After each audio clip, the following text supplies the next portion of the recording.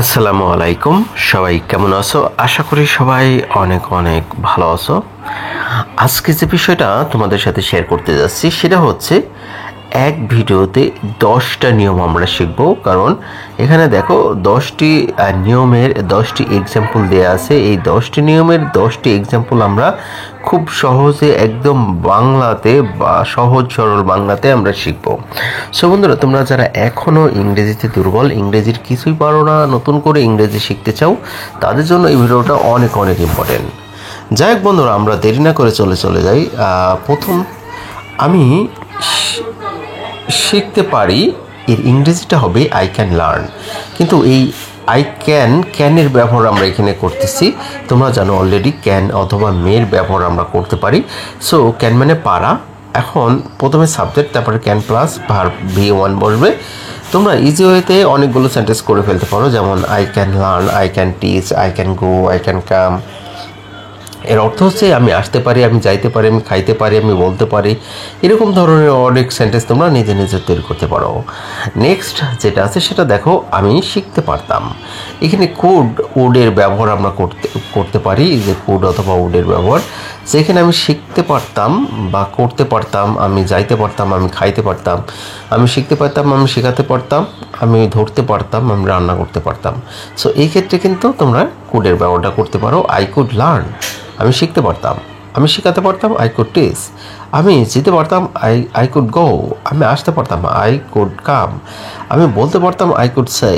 এভাবেই কিন্তু তোমরা করে নিতে পারো। তারপরে দেখো এখানে আমার শেখা উচিত।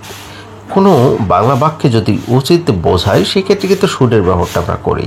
যদি বলা হয় যে আমার শেখা উচিত, আমার সেখানে যাওয়া উচিত, আমার খাওয়া উচিত, আমার বলা উচিত, আমার ঘুমানো উচিত, এই ক্ষেত্রে কিন্তু তোমরা শুডের ব্যবহারটা করে নিতে পারো। যেমন যদি এখানে বলো যে আমার শেখা উচিত, আই শুড লার্ন। আমার যাওয়া উচিত, আই শুড গো। আমার ধরা উচিত, আই শুড ক্যাচ।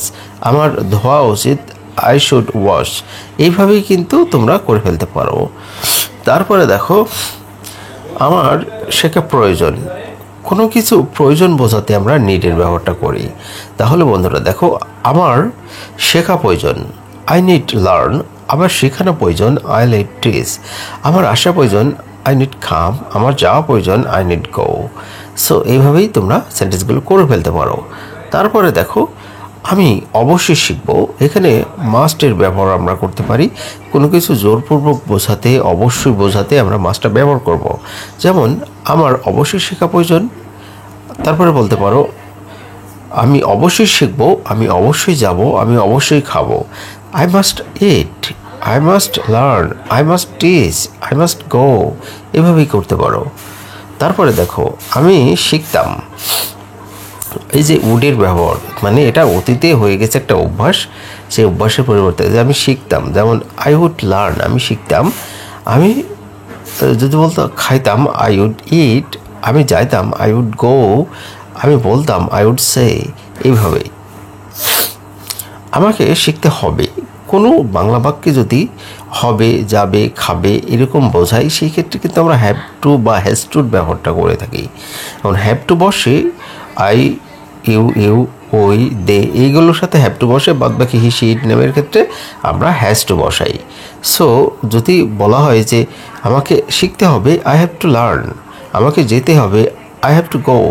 আমাকে বলতে হবে, আই হ্যাভ টু সে। আমাকে নাচতে হবে, আই হ্যাভ টু ডান্স। এভাবেই কিন্তু তোমরা সেন্টেন্সগুলো করে ফেলতে পারো।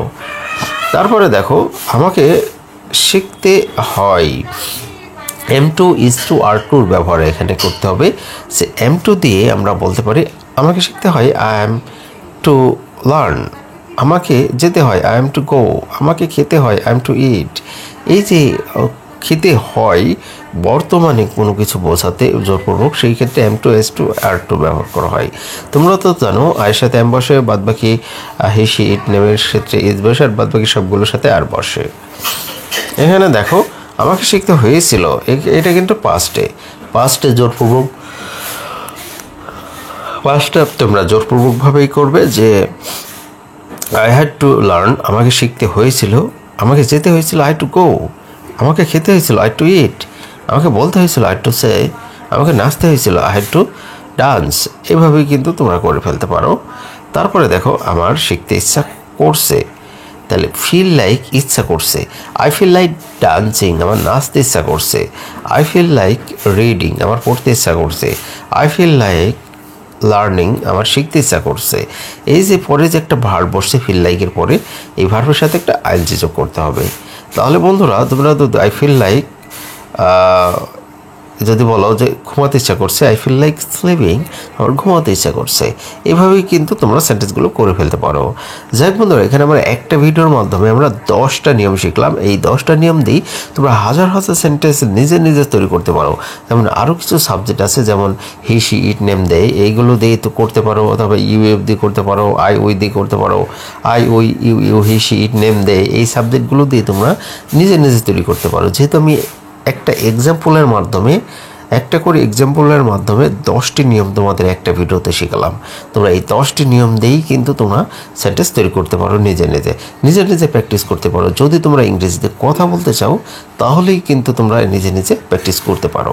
যাই হোক বন্ধুরা, তোমাদের জন্য যদি মনে হয় যে ভিডিওটা একটু উপকার হয়েছে, অবশ্যই ভিডিওটা শেয়ার করে দাও। কারণ যারা এখনও এইগুলো জানে না, এখনও পারে না, তারা যেন শিখতে পারে, তারা যেন জানে। সো বন্ধুরা, আজকে পর্যন্ত ভালো থেকো, সুস্থ থেকো, আল্লাহ হাফেজ।